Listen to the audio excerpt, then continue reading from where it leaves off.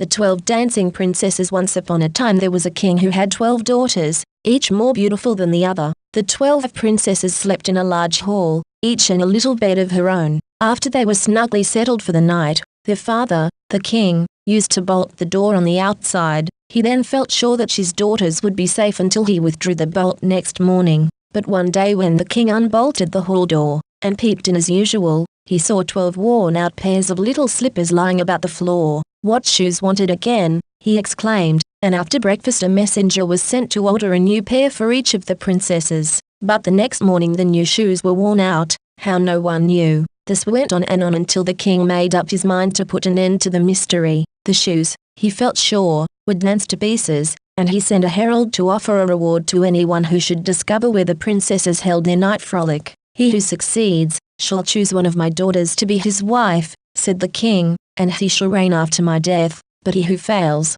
after 3 nights' trial, shall be put to death." Soon a prince arrived at the palace, and said he was willing to risk his life in the attempt to win one of the beautiful princesses. When night came, he was given a bedroom next the hall in which the royal sisters slept. His door was left ajar and his bed placed so that from it he could watch the door of the hall. The escape of the princesses he would also watch, and he would follow them in their flight, discover their secret haunt, and marry the fairest. This is what the prince meant to do, but before long he was fast asleep, and while he slept, the princesses danced and danced, for, in the morning, the soles of their slippers were once more riddled with holes. The next night the prince made up his mind that stay awake he would, but again he must have fallen fast asleep, for in the morning 12 pairs of little worn-out slippers lay scattered about the floor of the hall. The third night, in fear and trembling, the prince began his night watch, but try as he might, he could not keep his eyes open, and when in the morning the little slippers were as usual found riddled with holes, the king had no mercy on the prince who could not keep awake, and his head was at once cut off. After his death, many princes came from far and near, each willing to risk everything in the attempt to win the fairest of these fair princesses, but each failed, and each in his turn was beheaded. Now a poor soldier, who had been wounded in the wars, was on his way home to the town where the 12 princesses lived. One morning he met an old witch. "You can no longer serve your country," she said. "What will you do with your help?" "Good mother, I mean to rule it," replied the soldier, for he had heard of the mystery at the palace, and of the reward the king offered to him who should solve it. "That need not be difficult," said the witch. "Listen to me. Go straightway to the palace. There you will be led before the throne. Tell the king that you would win the fairest of his fair daughters for your wife. His Majesty will welcome you gladly, and when night falls, you will be shown to a little bedroom. From the time you enter it, remember these 3 things. Firstly, refuse to drink the wine which will be offered you. Secondly, pretend to fall fast asleep. Thirdly, wear this when you wish to be invisible." So saying, the old dame gave him a cloak and disappeared.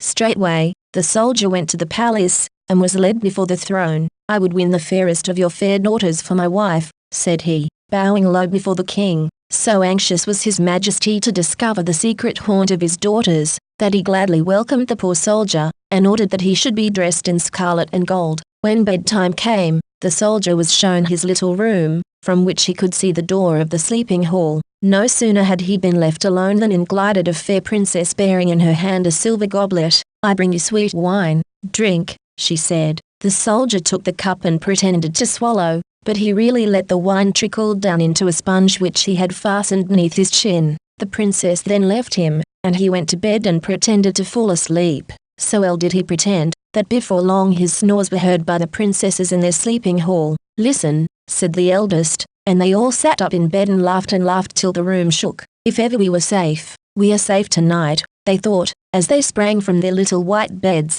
and ran to and fro, opening cupboards, boxes, and cases, and taking from them dainty dresses, and ribbons, and laces and jewels. Gaily they decked themselves before the mirror, bubbling over with mischief and merriment at the thought that once more they should enjoy their night frolic. Only the youngest sister was quiet. "I don't know why," she said, "but I feel so strange, as if something were going to happen." "You are a little goose," answered the eldest. "You are always afraid." "Why, I need not have poured a sleeping powder in the soldier's wine. He would have slept without it. Now, are you all ready?" The 12 princesses then stood on tiptoe at the hall door, and peered into the little room where the soldier lay, seemingly sound asleep. Yes, they were quite safe once more. Back they went into the hall. The eldest princess tapped upon her bed. Immediately it sank into the earth, and, through the opening it had made, the princesses went down one by one. The soldier who, peeping, had seen 12 little heads peer out of the hall door, at once threw his invisible cloak around him,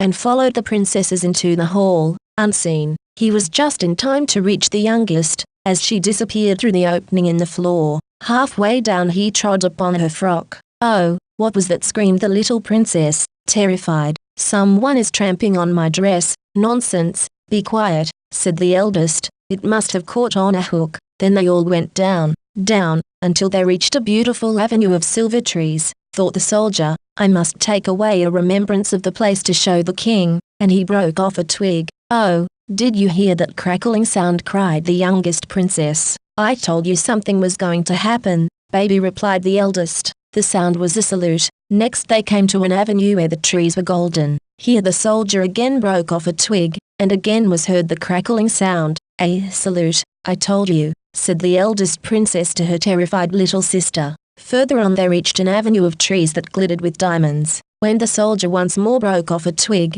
the youngest princess screamed with fright, but her sisters only went on faster and faster, and she had to follow in fear and trembling. At last they came to a great lake. Close to the shore lay 12 little boats, and in each boat stood a handsome prince, one hand upon an oar, the other outstretched to welcome a princess. Soon the little boats rowed off, a prince and a princess in each, the soldier, still wearing his invisible cloak, sitting by the youngest sister. "I wonder," said the prince who rowed her, "why the boat is so heavy today. I have to pull with all my strength, and yet can hardly get along." "I am sure I do not know," answered the princess. "I dare say it is the hot weather." On the opposite shore of the lake stood a castle. Its bright lights beckoned to the 12 little boats that rowed toward it. Drums beat, and trumpets sounded a welcome. Very merrily did the sisters reach the little pier. They sprang from the boats, and ran up the castle steps and into the gay ballroom, and there they danced and danced, but never saw or guessed that the soldier with the invisible cloak danced among them. When a princess lifted a wine cup to her lips and found it empty, she felt frightened,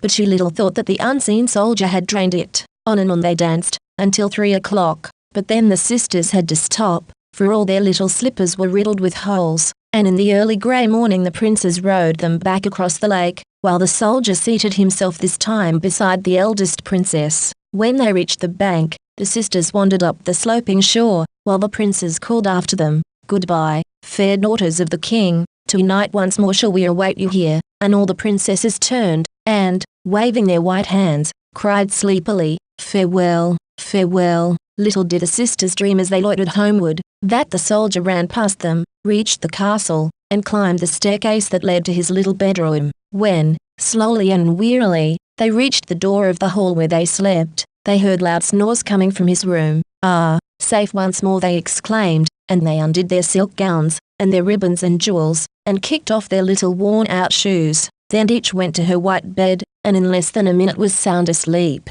The next morning the soldier told nothing of his wonderful adventure, for he thought he would like again to follow the princesses in their wanderings, and this he did a second and a third time, and each night the 12 sisters danced until their slippers were riddled with holes. The third night the soldier carried off a goblet, as a sign that he had visited the castle across the lake. When next day he was brought before the king, to tell where the 12 dancing princesses held their night frolic, the soldier took with him the twig with its silver leaves, the twig with its leaves of gold, and the twig whose leaves were of diamonds. He took, too, the goblet. "If you would live, young man," said the king, "answer me this, how comes it that my daughter's slippers, morning after morning, are danced in 2 holes? Tell me, where have the princesses spent the 3 last nights with 12 princes in an underground castle?" was the unexpected reply. And when the soldier told his story, and held up the 3 twigs and the goblet to prove the truth of what he said, the king sent for his daughters. In the 12 sisters dripped, with no pity in their hearts for the old snorer,